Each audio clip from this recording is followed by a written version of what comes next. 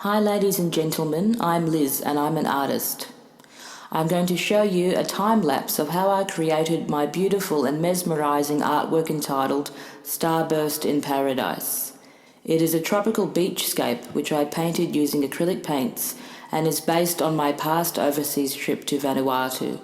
It took me 118 hours in total to paint. I used 2 reference photos for inspiration to paint this artwork: Vincent van Gogh's Starry Night over the Rhone and a photo from Adobe Stock Photo. Most of the painting was completed using the Joe Sonja brand of acrylic paint. The fireworks and the water's reflection was painted using fluoroacrylic paints using the Monty Mart brand of acrylic paint.